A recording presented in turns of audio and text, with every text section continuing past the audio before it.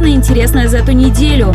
Расследование в отношении несовершеннолетних. 4 подростков замешаны в делах с наркотиками. 2 подстреленных пса и несколько отравлений. Догхантеры активизировались. Иск Минздраву. Прокуратура добилась через суд систему мониторинга для ребенка-диабетика. Мебель и бытовая техника. Объединение родителей детей-инвалидов просит помощи. И «Миф и реальность» – уникальная выставка в историко-краеведческом музее. Подробности прямо сейчас.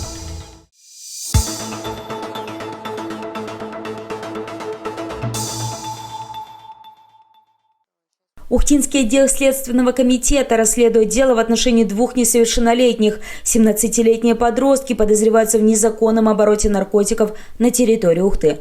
Молодые люди работали в течение нескольких месяцев на интернет-магазин, который занимался сбытом психотропных веществ путем тайников-закладок. Они зарегистрировались на сайте, после чего получали партии и в домашних условиях расфасовывали наркотики по закладкам. Использовали изоленты, зиплоки. Впоследствии 10 января 2022 года были задержаны сотрудниками полиции на территории города Ухты при попытке найти большую закладку для дальнейшего распространения наркотических средств. За период такой вот работы ребята получили порядка 50 тысяч рублей, а санкции статей, по которым они проходят, очень жесткие, до 20 лет лишения свободы.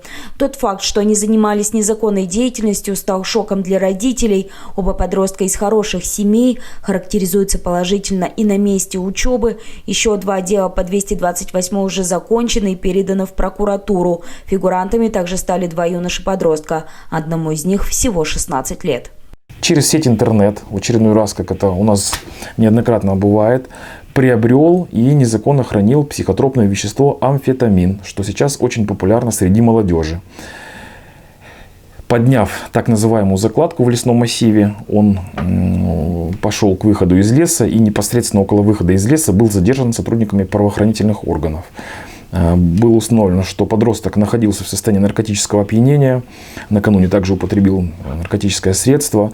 Судебно-химическая экспертиза подтвердила изъятое вещество амфетамин в крупном размере – порядка 2 граммов. Аналогичная ситуация случилась и с 17-летним парнем. Его также задержали в лесопарковой полосе Зазерюнова с тем же психотропным веществом весом, превышающим 4 грамма. Обоих юношей обвиняют в хранении наркотиков в крупном размере. Один из них ранее уже привлекался к уголовной ответственности, а вот второй на учетах не состоял и во внимание правоохранителей попал впервые. Теперь юношей ждет суд. Санкции статей, по которым они привлечены, до 10 лет лишения свободы.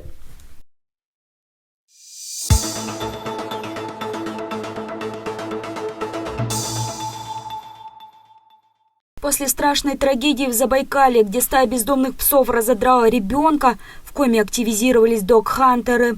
Так, благотворительный фонд «Добрый город» в Ухте сообщил 26 января, что в районе Дежнева пострадали 2 собаки от огнестрельных ранений.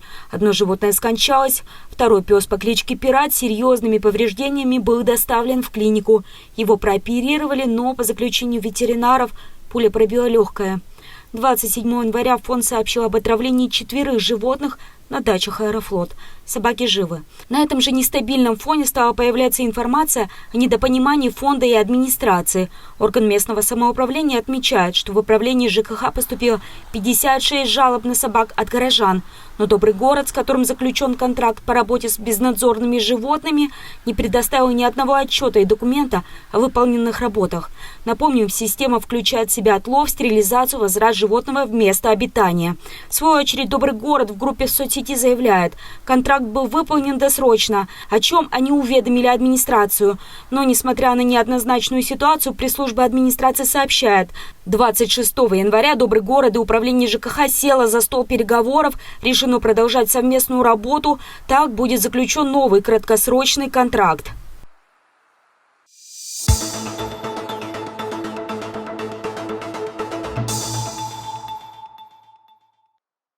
Прокуратура Ухты проверила исполнение законодательства о льготном лекарственном обеспечении. Проверку инициировали после обращения местной жительницы, сообщившей о нарушении прав ее малолетнего сына.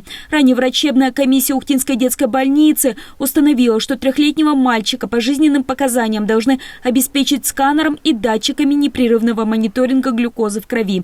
Этот метод определен стандартом медицинской помощи детям при сахарном диабете 1 типа, утвержден приказом Минздрава России от января 2021 года. Ухтинская больница направила в Минздравкоме заявку на обеспечение указанной системой, но документы вернулись без согласования. Якобы системы непрерывного мониторинга не включены в перечень медицинских изделий, предоставляемых бесплатно гражданам с сахарным диабетом. Прокуратура Ухты направила в суд иск о возложении на региональный Минздрав обязанности обеспечить ребенка системой, а также о взыскании в пользу матери мальчика 17 900 рублей, которые семья потратила на датчики системы непрерывного мониторинга глюкозы. Суд иск удовлетворил. После вступления решения в законную силу прокуратура проконтролирует его фактическое исполнение.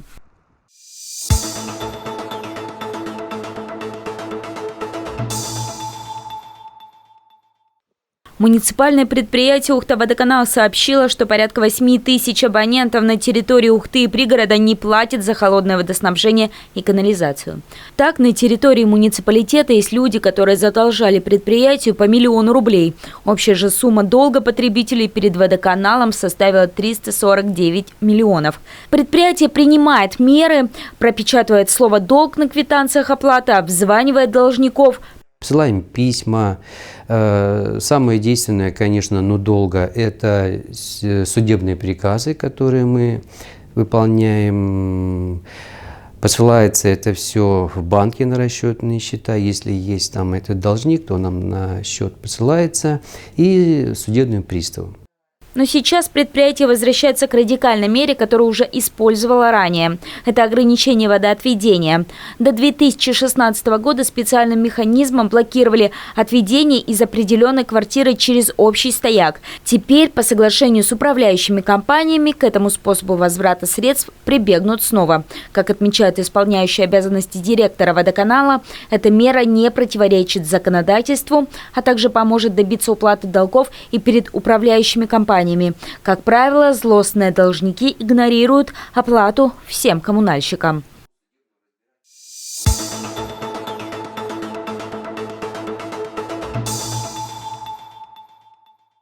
К нам в редакцию обратилось региональное отделение Всероссийской организации родителей детей-инвалидов, коротко ВАРДИ. В Ухте оно существует уже 4 года, все это время помогая семьям получить поддержку различного уровня, включая как юридическую и правозащитную помощь, так и просто человеческое участие. В минувшем 2021-м ухтинскую организацию отметили на Всероссийском съезде ВАРДИ. Из 75 отделений выделили 13 лучших, наше в их числе. В составе более 100 активных участников. До декабря прошлого года организация ютилась в небольшом помещении на Дзержинского. У нас есть помещения, которые нам малы, потому что в нашу целевую категорию, как мы знаем, что у нас есть особые дети с тяжелым множественным нарушением развития. Да? У нас есть дети, например, как мы их называем, дети, да? Если человеку с инвалидностью 18+ и старше, это наша тоже целевая категория. И в связи с этим мы понимаем, что у нас не один человек приходит к нам, а приходит их сразу же много. Если приходит ребенок с опорно-двигательным аппаратом, то есть он по площади-то больше места занимается, чем один человек. Для того, чтобы помощь и социализацию получали все, республика дала ВАРДИ целый этаж в бывшем корпусе Е УГТУ на Октябрьской, 13. То есть, если мы берем даже особенных детей на колясках, мы можем здесь даже 2 коляски спокойно. Здесь мы можем провести по карте интересов, например, какое-то мероприятие спортивное у себя, согласитесь. Можно организовать какие-то веселые старты или еще что-то, тем более площадь позволяет. Понятно, что мы ее, если отремонтируем, приведем в красивый вид, так у нас и семьи уходить не хотят, так мы их рады здесь видеть. Только после переезда в конце декабря организация столкнулась с проблемой. 27 кабинетов нужно оборудовать, чтобы они стали не только функциональными, но и уютными. Просим нам оказать содействие безвозмездное в обстановке данного помещения. Мы очень будем рады бытовой технике, мягкой мебели, бэушной мягкой мебели. Понятно, чтобы это вид был эстетический, также радовал детей. То есть У нас есть достаточно большая карта интересов в Орди, и согласно этой карте интересов мы готовы даже взаимодействовать с некоммерческими организациями для того, чтобы реализовать мечту родителей, которая объединяет их общими усилиями. Часть ремонта теперь делают сами родители особенных детей. Идут работы в будущей семейной приемной. В Орде отмечают, тут же создадут и новые рабочие места. Во-первых, это 3 рабочих места. Это приемная, где приходят родители. У нас проходят не только онлайн-консультации, но и личные встречи с родителями. Иногда даже бывают такие ситуации, что родители приходят с детьми, поэтому обязательно нужно помещение отдельное, чтобы не отвлекать никого от работы. Ну, в основном даже бывает так, что родители, имея какое-то свободное время, они просто приходят пообщаться. В мечтах у этой организации создать что-то наподобие современной квартиры с кухней и бытовой техникой, чтобы учить детей-инвалидов самостоятельно себя обслуживать, например, готовить. Будут здесь и игровые комнаты, и классы для развивающих занятий. Воплотить эти мечты в реальность может каждый из вас. Если вы хотите помочь региональному отделению в Орди, позвоните по телефонам 76 09 50 или 8 912 549 34 71.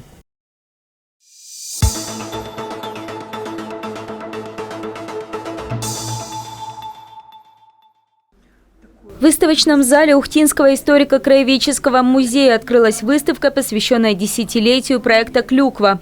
Экспозиция начала череду новых музейных мероприятий, став настоящим подарком для любителей искусства. Как правило, жемчужину очень часто оставляют под занавес, но мы этот год начинаем с истинной собой. Настоящая жемчужина, с которой из вас уже очень многие знакомы, но почему-то Ухта в полном формате никогда это не видела. Пленэр визуального искусства «Клюква» был придуман и впервые организован в 2012 году. Художница Анжела Разманова решила собрать талантливых авторов, проявляющих себя не только в живописи, но и фотографии, музыке, инсталляциях и поэзии.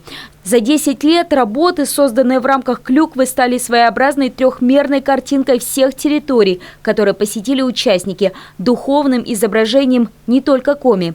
Арт-экспедиция посетила как отдаленные центра районы нашего региона, так и побывала на берегах Карского моря и Северного Ледовитого океана.